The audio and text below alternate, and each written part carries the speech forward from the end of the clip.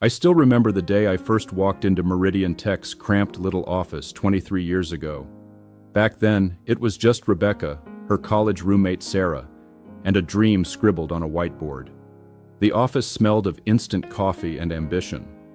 Rebecca's eyes lit up when she described her vision for a revolutionary software platform that would transform how companies handled customer management. "We need someone who understands numbers, Michael," she'd said, tucking a strand of auburn hair behind her ear. "Someone I can trust." We'd broken up 6 months earlier, but the connection was still there, magnetic, undeniable.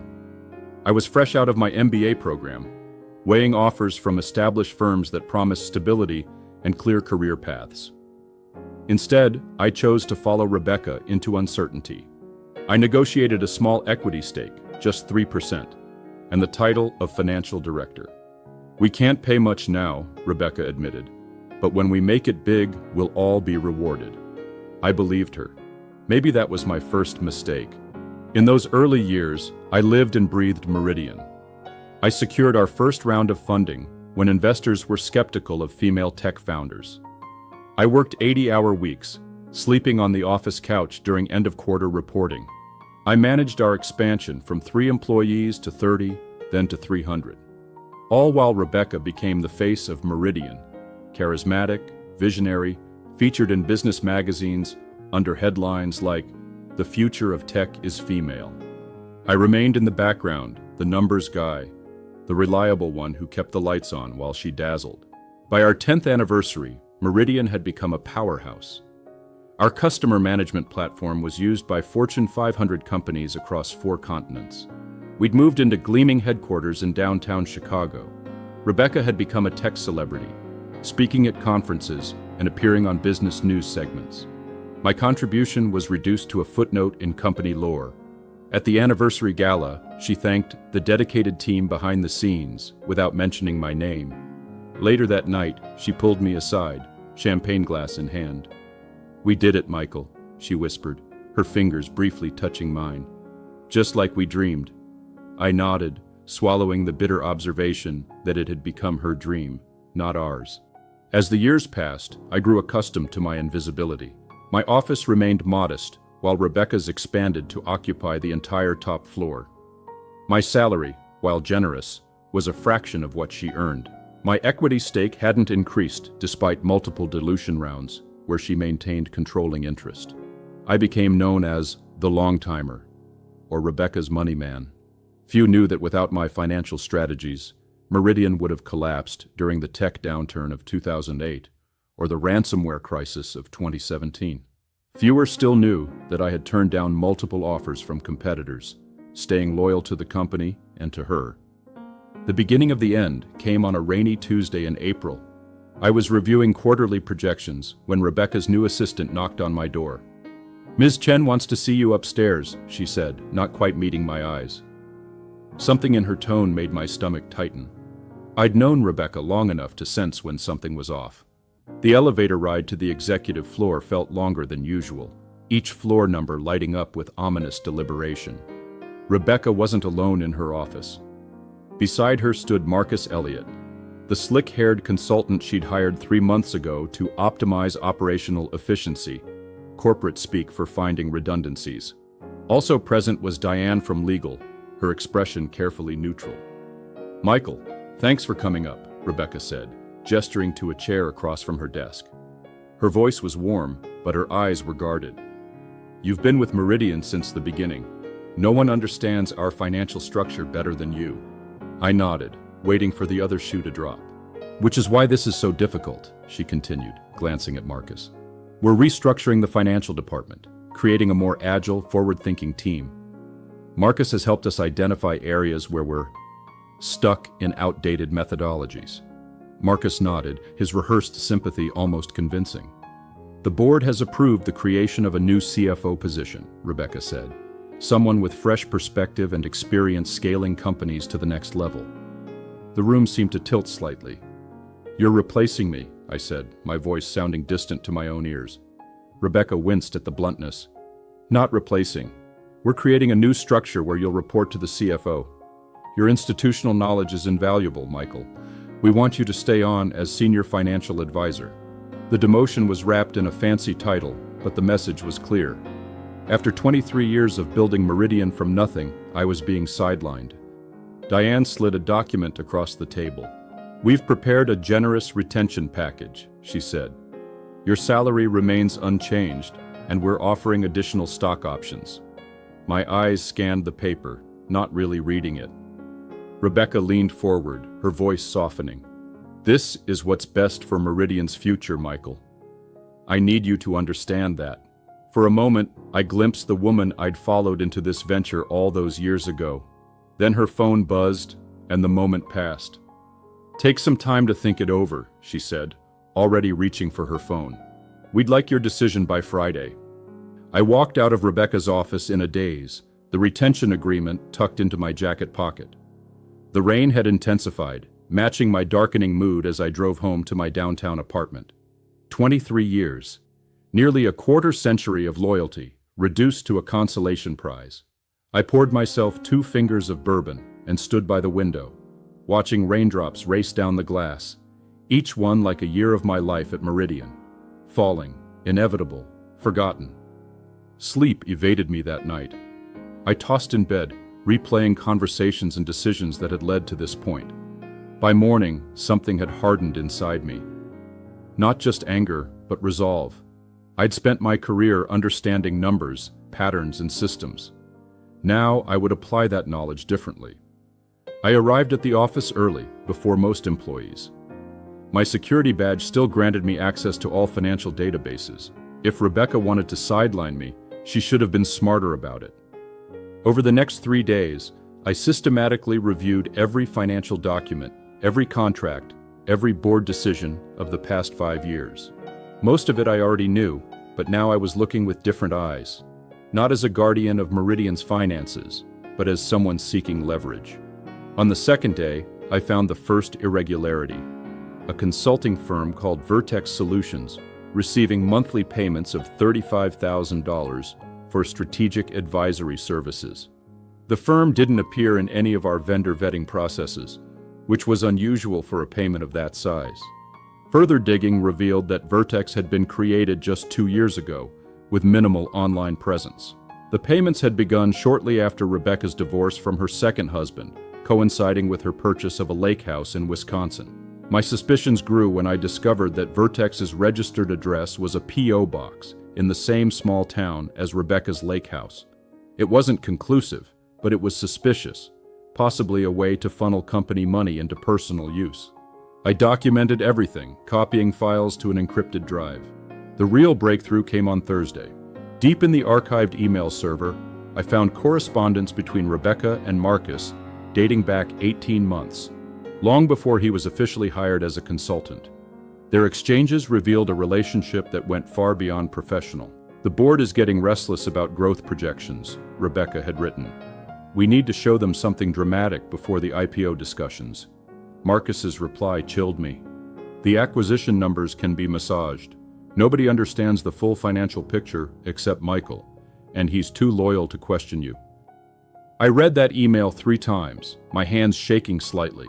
They'd been planning this for over a year. The restructuring, my demotion, and apparently financial manipulations to boost Meridian's valuation before a potential IPO.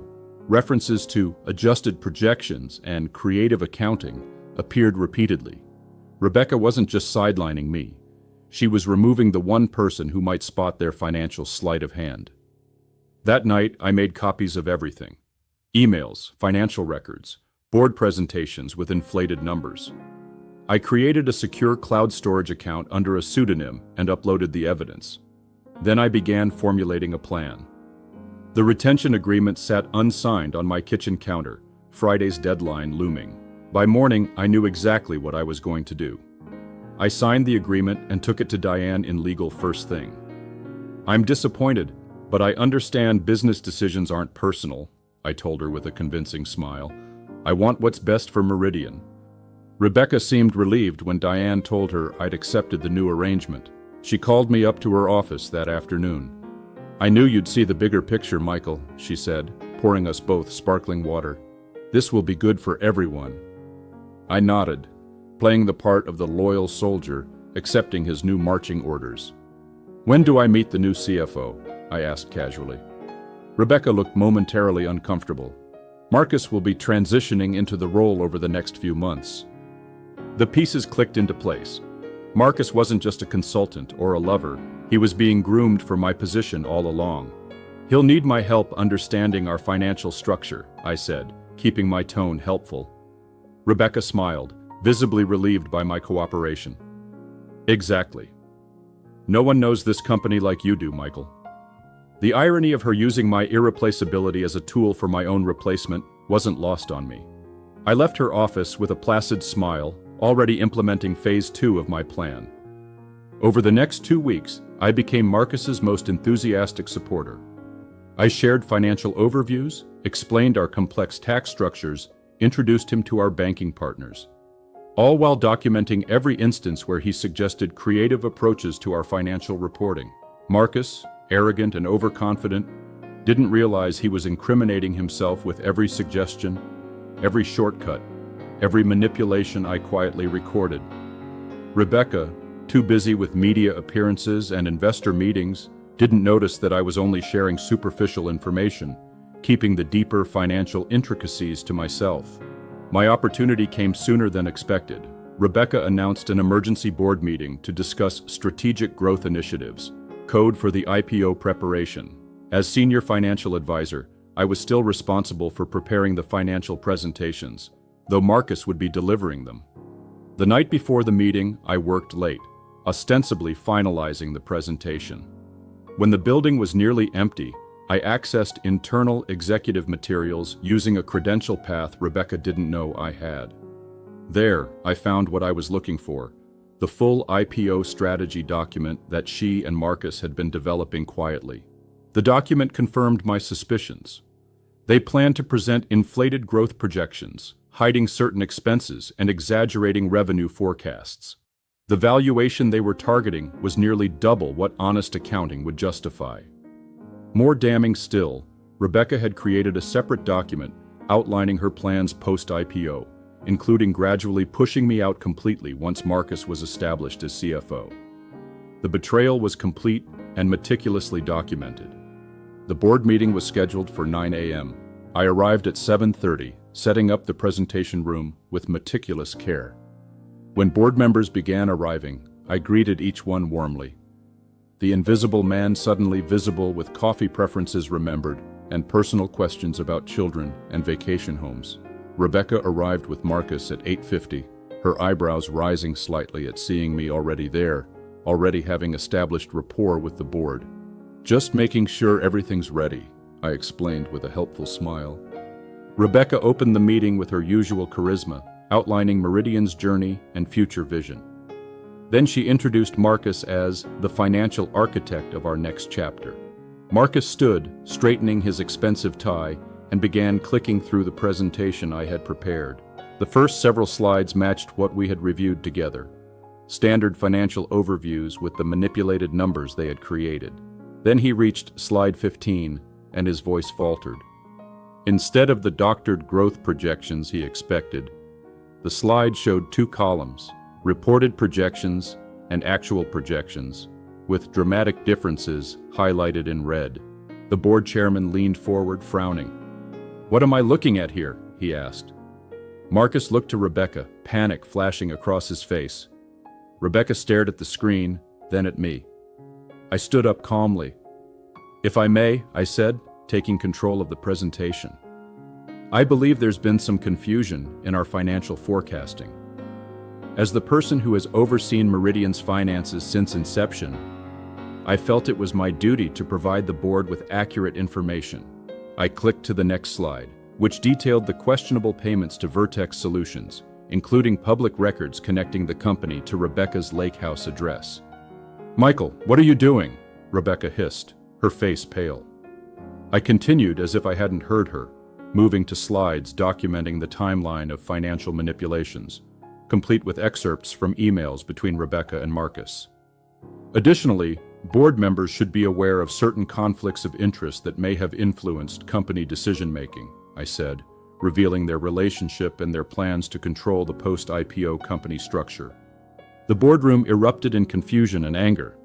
The chairman called for an immediate recess, instructing Rebecca and Marcus to wait in a separate room. Two board members who were former SEC attorneys looked particularly grave as they reviewed the evidence I'd presented. In the chaos, Rebecca managed to pull me aside, her eyes blazing. "You ungrateful bastard," she whispered. "I made you. I gave you a career when no one else would have taken a chance on you."